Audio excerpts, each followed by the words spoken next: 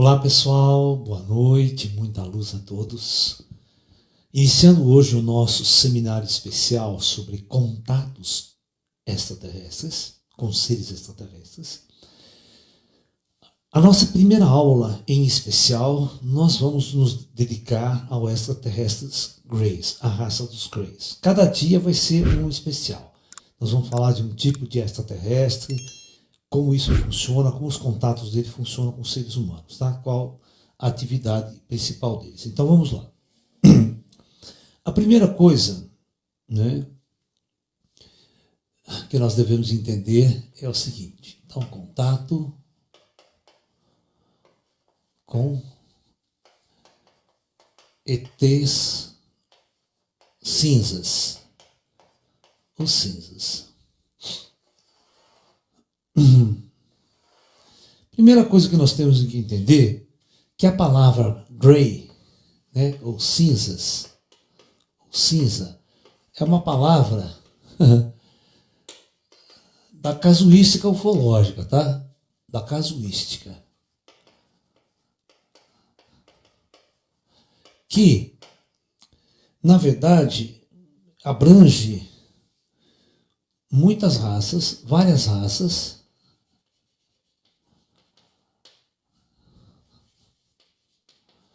com as características humanoides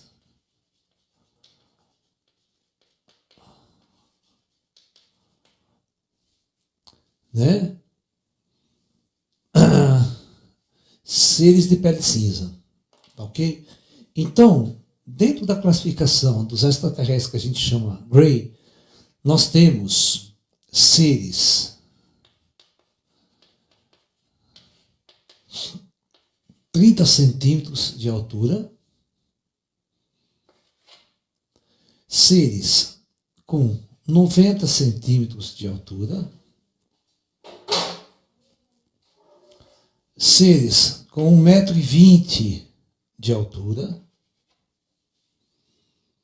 tá? E seres que podem chegar até 1,60 m de altura, tá? Existe uma classe especial que pouco dá contato para a gente, que é considerado Grey, tem 2 metros de altura, tá? Eles têm biotipos bastante diferentes uns dos outros, ok? Formato de rosto, tal, certo? Né? Eles são bem magrinhos. Uma das características básicas dos Greys é terem 4 dedos nas mãos. Tem. É o Lula. Né?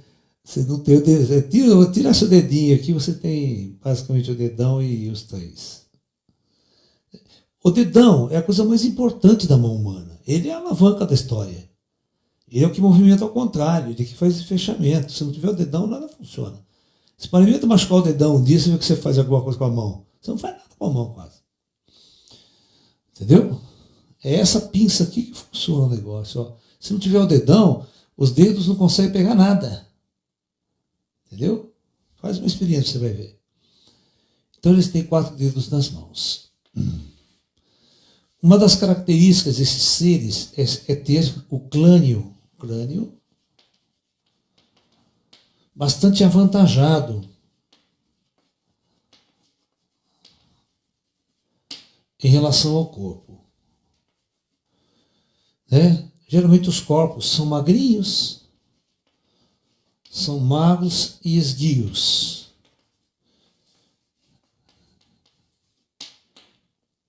Né? E a cabeça avantajada, o crânio grande. Né? O fato de você ter um ser com o crânio muito grande, presta bem atenção, eu quero discutir uma coisa importante com vocês. Isso é biológico, tá? Vamos supor que você pegasse a fêmea Grey. Ela é magrinha, perninha, curtinha, certo? E um puta cabeção. é impossível você ter um parto pelo útero. Ela não vai ficar grávida pelo útero. Porque o cabeção é muito grande. Não consegue sair por baixo. Tipo cearense, do extraterrestre cearense. Né? No bom sentido. Bom, então, biologicamente, né, esses seres não podem se reproduzir, autorreprodução. Então essas características, né, elas são bastante distintas. Tá? Ou nasce por ovo, é o único jeito, certo? Como se fosse uma classe de réptil, né? Ele vem do ovo, lá pode se desenvolver cabeça, tudo, não tem problema no parto. Né? Ou, geralmente, essas roupas, essas aparências dessas roupas Grace são roupas operacionais. Nós já vamos discutir isso já já.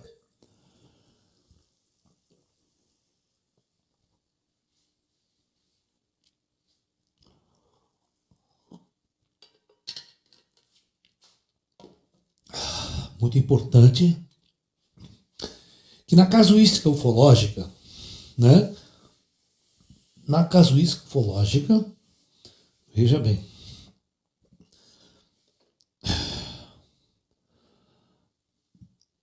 ,80% dos contatos existentes até hoje na casuística são feitos pelos Greys, pela raça dos Greys.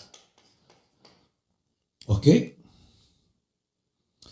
Das quais, praticamente a maioria deles, com raras exceções, são esses seres aqui, de 90 centímetros, e esse aqui. Esses outros aqui são raríssimos. Ok?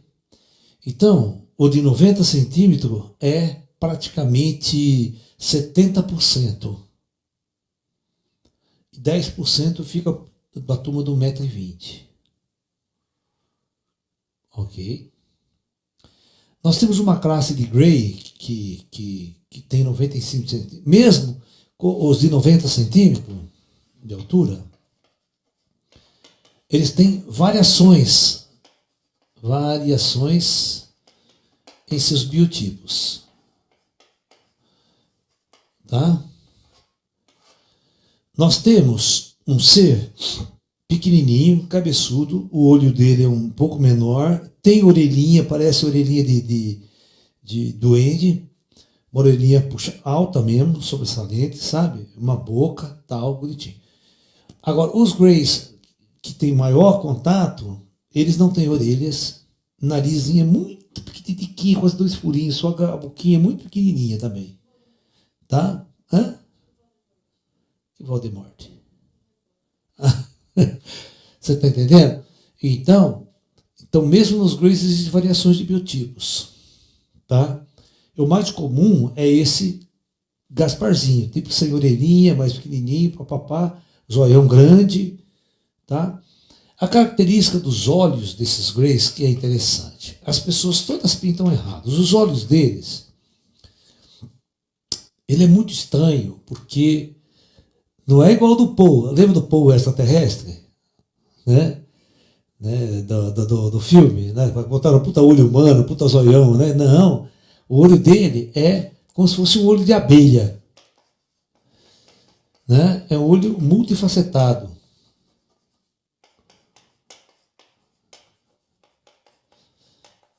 Não sei se você entendeu o olho multifacetado. Ele parece muita facetinha, assim, com todas as pecinhas, né?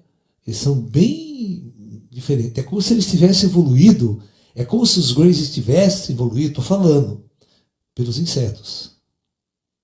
Um enxame de abelha, por exemplo, sabe? É de uma linhagem insetoide, por exemplo. Ok? Né? Entendeu? Então, não, estou falando lá numa coisa biológica, se for pensar em coisa biológica. Mas, claro, eles estão numa ascensão que não tem plano físico mais, não tem reprodução sexual, é outra história, eles são seres assexuados. Né? Mas só para a gente entender. Então, vamos lá. Uma das características importantes desses Greys, durante toda a casuística ufológica que fizeram deles seres extremamente, vamos assim dizer, temidos pelos ufólogos, temidos, os ufólogos morrem de medo dos Greys. Por que essa fama? Né? Porque os Greys têm a fama de ETs maus. Né? Por quê? Primeiro, quando eles abduziam as pessoas, abduziam, ou seja, na marra.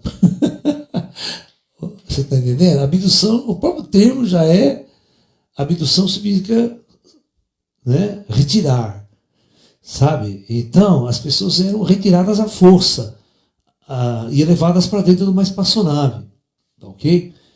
E isso já causava, né, na maioria das pessoas, um pânico. 2. As faces desses seres, eles eram muito diferentes das nossas. Então as pessoas tinham muito medo deles. As pessoas passavam a ter medo quando viam algo muito diferente do ser humano, manipulando tecnologias e forças avançadas. As pessoas não entendiam. Então, geralmente, as pessoas que eram abduzidas eram pessoas simples e humildes. Significava o quê? Significava que essas pessoas tinham um grau cultural muito baixo. Elas não tinham como interagir com uma inteligência avançada, principalmente não humana. Tá? Então, essas pessoas, né, simples e humildes, devido à lei de abdução, nenhum ET pode abduzir autoridades científicas, militares, políticas ou qualquer outra coisa, que isso seria uma intervenção direta na nossa civilização. Né? Então, essas pessoas, por elas serem dessa natureza, elas tinham um pânico muito grande durante o contato. Elas não entendiam aquela experiência. Bom, eles têm a fama de serem totalmente frios e aparentar sem sentimentos. Quando no tratamento dos abduzidos. Tinha a fama de fazer todo tipo de exames médicos.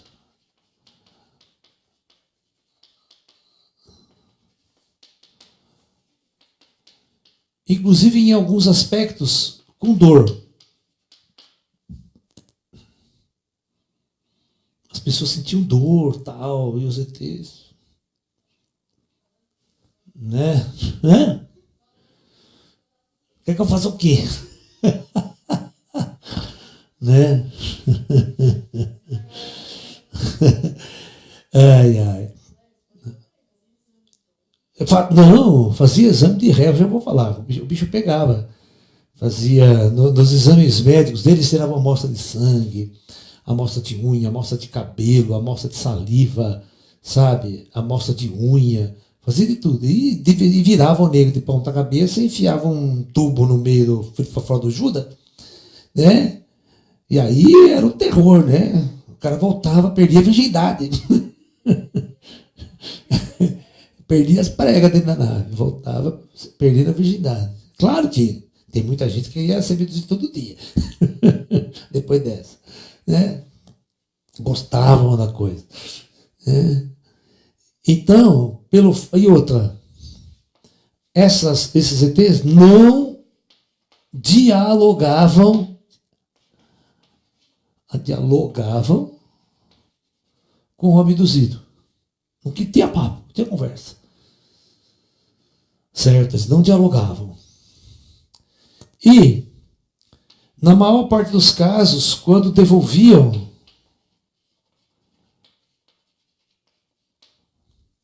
as pessoas lembravam apenas 10% do que tinha acontecido. Eles apagavam a memória da pessoa.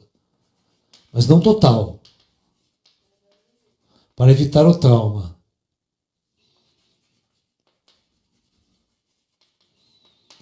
Mas não totalmente. Para a pessoa poder contar, saber que vive, papá. tá? Senão ela passa por muito trauma. Existe a gente sim chama uma coisa chamada síndrome do contatado. Síndrome do contatado, que é como um contatado volta após o contato com o extraterrestre. Primeira coisa, você vai contar para os amigos, todo mundo tira sarro da realidade de você. Vai contar para sua esposa, todo mundo tira sarro da realidade de você. Então, você fica um pária na sociedade. Ou seja, ninguém acredita em você. E você fica com aquela experiência interna, solitária. Eu sei o que eu estou falando. Tá? Você está entendendo? Eu sei o que eu estou falando, porque com muito poucas pessoas, mas muito poucas pessoas, eu conseguia dividir a minha experiência com os meus amiguinhos de contato. Então, imagine para um físico, fazendo mestrado numa universidade, tá, eu passar por experiências profundas de contato com eles e não poder dividir. Tá? Por quê? Porque eles não deixam você trazer absolutamente nada físico de dentro dessa espaçonave ou de dentro do local. Você só traz a história. Você não traz nenhuma prova concreta que você viveu aquela experiência. Então, essa é a síndrome do contatado. Ele não poder dividir a sua experiência com os seus entes queridos, com as pessoas amigas e com o seu meio, que vai torná-lo, que vai tratá-lo com um profundo desdém e achando que ele é um louco neurótico e um perturbado mental. Alright? Então é isso. Então, o que acontecia? As pessoas que voltavam desse contato com os Greys, né, não entendiam o que tinha acontecido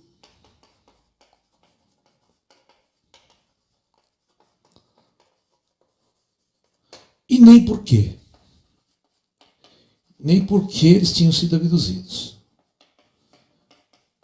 Eles foram escolhidos.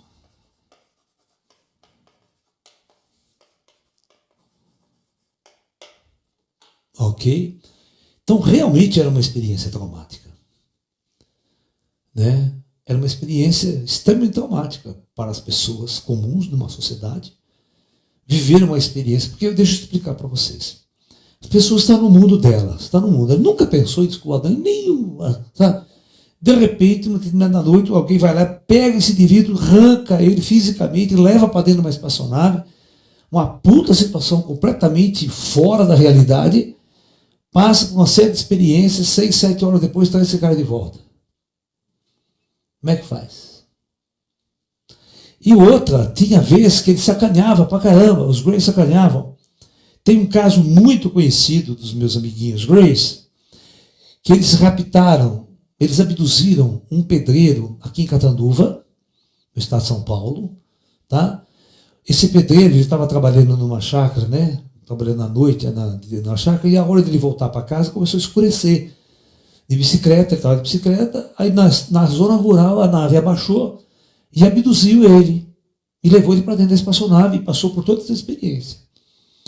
Aí, quando ele foi devolvido dormindo.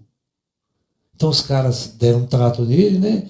Dormindo, apagaram a memória dele mais pouco, deixou bastante informação na memória. E quando ele acordou, ele estava numa floresta, em cima de uma pedra. Ele não sabia onde ele estava. Muito mato, ele não conhecia nada do lugar, ele esperou amanhecer o dia. E era umas 5 horas da manhã, já logo já começou a clarear o dia. Quando estava mais ou menos claro, ele se arriscou a descer, e aí ele encontrou uma trilha no meio do mato e foi saindo. Aí ele encontrou um pasto e viu, já de manhãzinha cedo, clareando o dia, um cidadão levando gado no pasto. Nossa, ele chegou para o cara, olha, pelo amor de Deus, onde eu estou? Que lugar que é esse? O cara estava simplesmente em Colatina, no Espírito Santo. Mas eu vou mais longe, ó. Ele estava em Colatina, no Espírito Santo, na fazenda, né? Numa fazenda. Aí ele desesperado, ele falou, moço, me ajuda. O senhor me ajuda que eu estou aqui, aconteceu isso comigo, tal, um disco voador me abduziu, me raptou, me largou aqui, eu sou da São Paulo, não tenho um tostão no bolso, não tenho nada. E contou a história, o cara falou, esse negócio de disco voador? Cara, você não tem noção, o meu patrão aqui adora esse negócio. Vou levar você ali, você tem que contar essa história para ele, lá pro meu patrão. O patrão dele era o prefeito de Colatina. Olha a história.